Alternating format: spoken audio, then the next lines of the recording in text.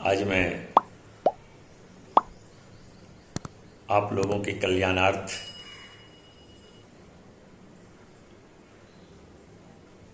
अपने सनातन धर्म के अंतर्गत मैं आप लोगों को ध्यान आकृष्ट करना चाहता हूं।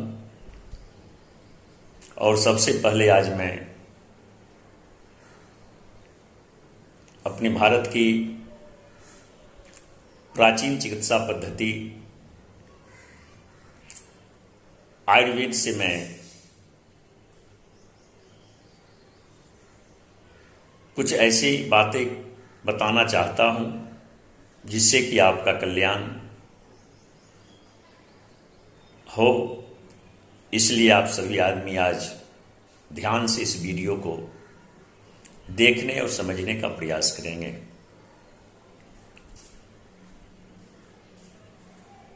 आज से लगभग 3000 वर्ष पूर्व एक ऋषि हुए जिनका नाम ऋषि वाग्भट था, जिन्होंने एक ग्रंथ लिखा जिस ग्रंथ का नाम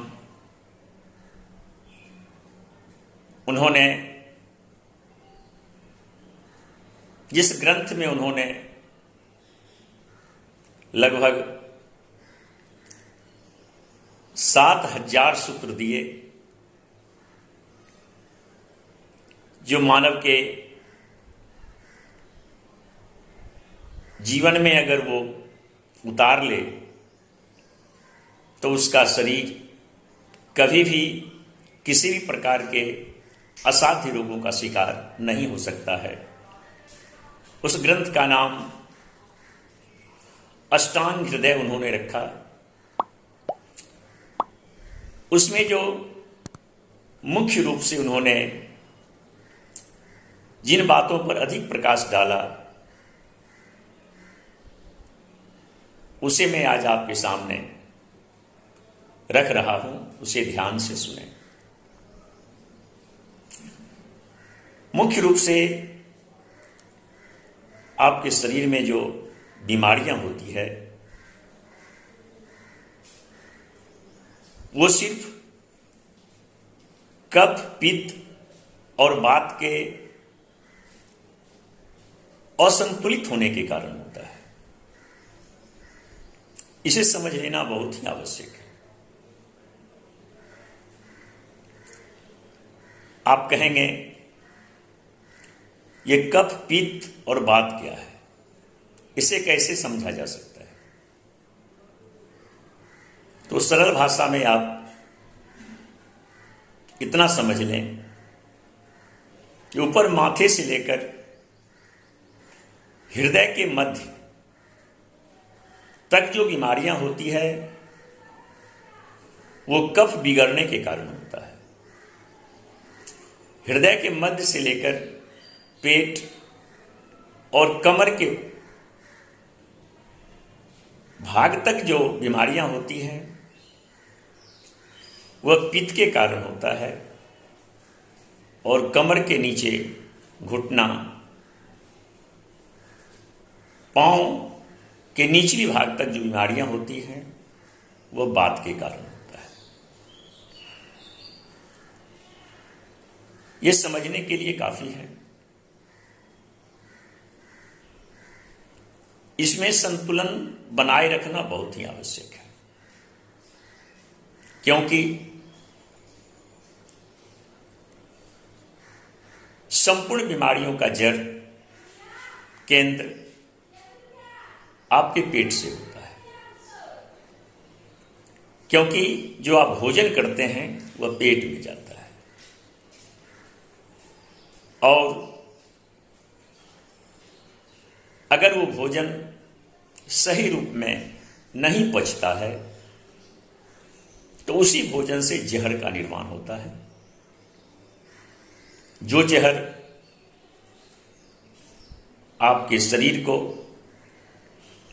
इतना कमजोर बना देता है, जिसके कारण असाध्य बीमारियों के कारण असमय में ही आप दुर्बल, कमजोर एवं मृत्यु को प्राप्त कर लेते हैं। इसीलिए इसे ध्यानपूर्वक समझने का प्रयास करें। एक गलती हम लोग दिन रात करते हैं,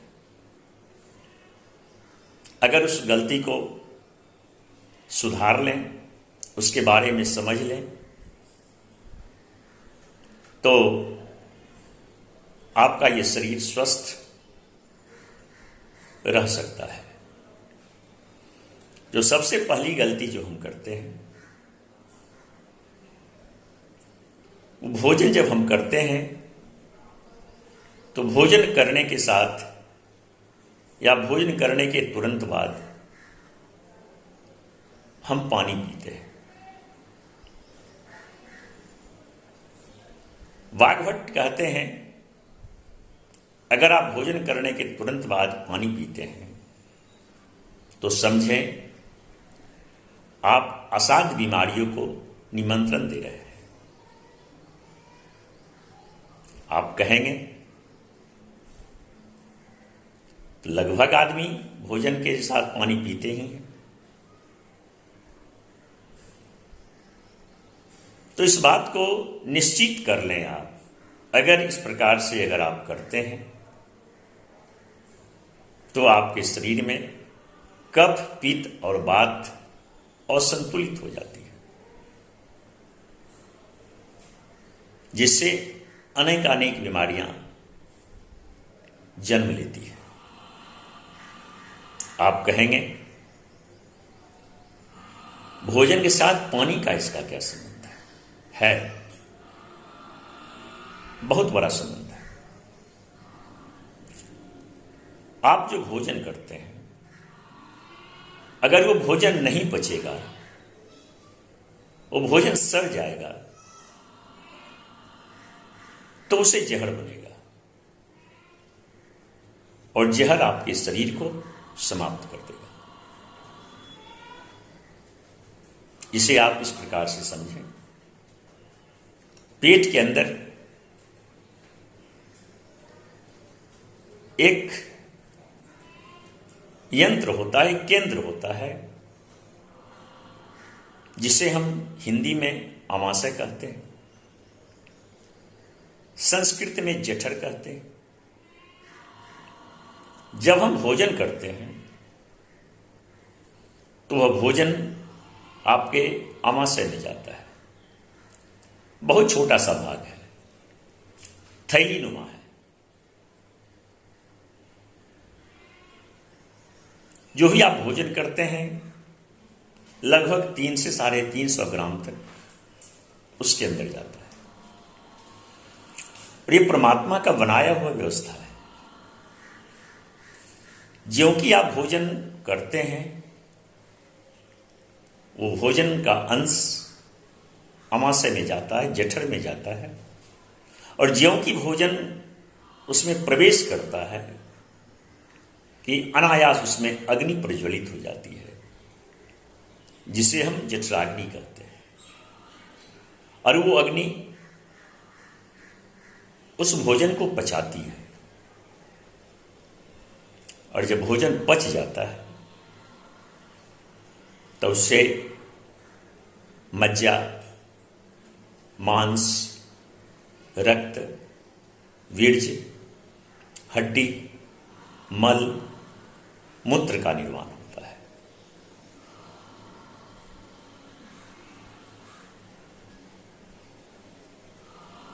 मांस, मज्जा, रक्त, वीर्य, हड्डी इस शरीर के लिए आवश्यक है। अगर भोजन पच गया तो उससे जो रक्त बनता है संपूर्ण शरीर में प्रवाहित होने लगता है, और अवशिष्ट जो मल और मूत्र उसे शरीर ग्रहण नहीं करता है, उसे बाहर निकाल देता है। लेकिन यह क्रिया तब होती है जब आपका भोजन पचेगा। और भोजन के साथ अगर हम पानी पीते हैं तो जठराग्नि जो प्रदीप्त होती है वह पानी के कारण वो बुझ जाती है और आपका भोजन पचता नहीं है, वह सड़ जाता है, जिससे जहर का निर्माण होता है। आप कफ, पित्त और वात से ग्रसित हो जाते हैं।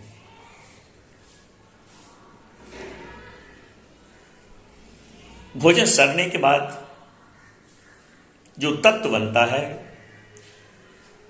उसे हम यूरिक एसिड कहते हैं, जो जहर है। जोड़ जोड़ में दर्द होने लगता है, आपके शरीर को इतना कमजोर बना देता है। अगर आप इसे नहीं रोकेंगे तो आप बिछावन से उठ नहीं सकते, चल फिर नहीं सकते।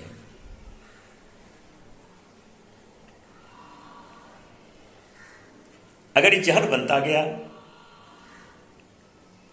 तो यूरिक एसिड के साथ जो दूसरा जहर है उसे हम कोलेस्ट्रॉल कहते हैं। दूसरा जहर, जब आप बीपी के शिकार होते हैं, ब्लड प्रेशर के शिकार होते हैं, तो डॉक्टर कहते हैं आपका कोलेस्ट्रॉल बढ़ गया है। या इसलिए बढ़ा है क्योंकि आप जो भोजन करते हैं भोजन आपका पच नहीं रहा है। इसलिए वाघभट्ट कहते हैं जो शारीरिक श्रम नहीं करते हैं, जो मानसिक श्रम करते हैं, उन्हें भोजन करने के 1 घंटा 45 मिनट के बाद पानी पीना चाहिए।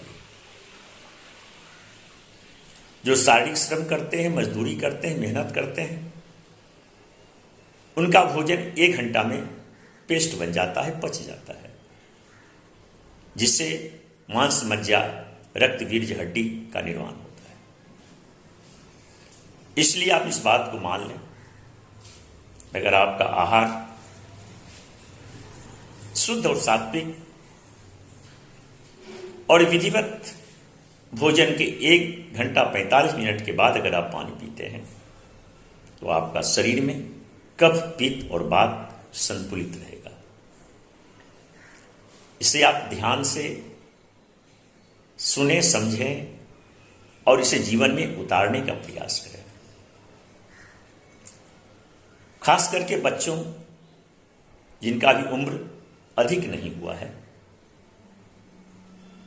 वैसे भी वाघभट्ट कहते हैं बचपन से लेकर के 14 वर्ष तक जो बीमारी होता है वह कफ के कारण होता है।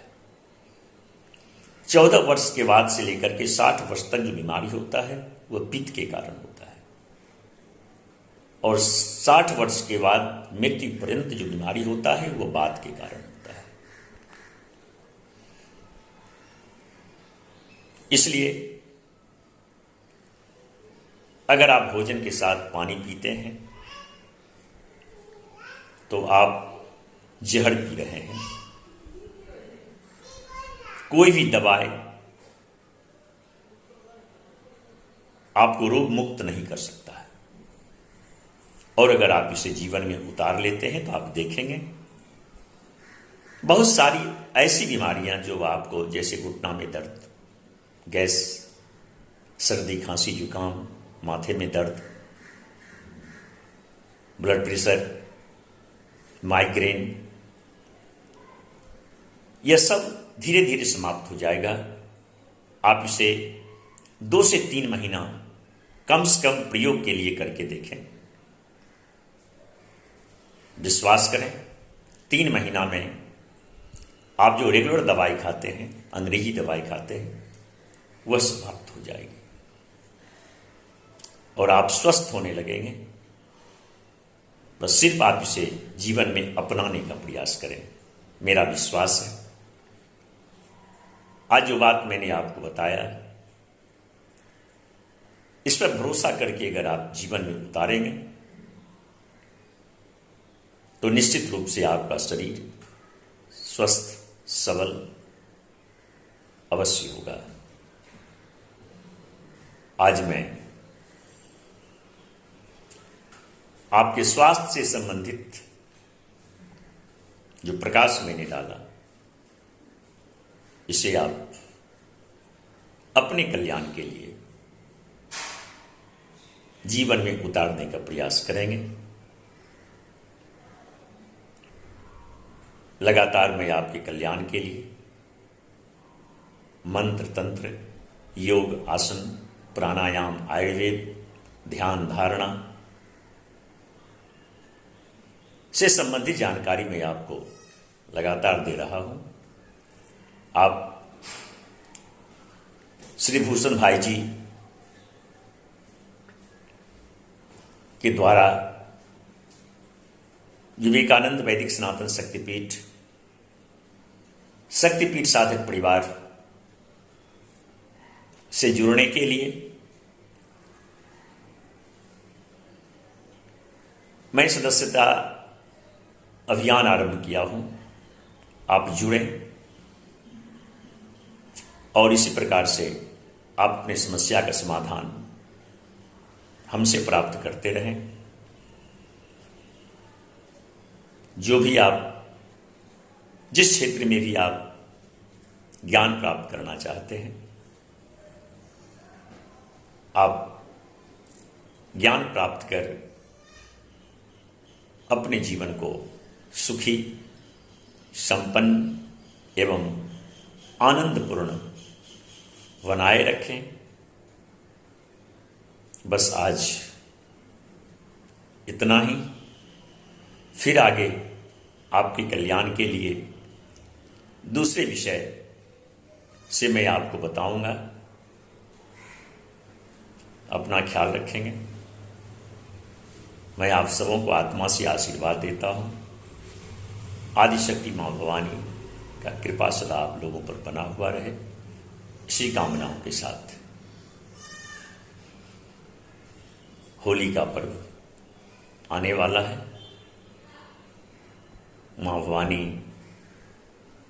आपको सदा प्रसन्नता प्रदान करते रहें, आप प्रसन्न रहें, शांति से होली का पर्व मनाएंगे। इसी शुभनाओं के साथ अपनी वाणी को विराम देता हूं। जय हिंद, जय भारत, नमस्कार।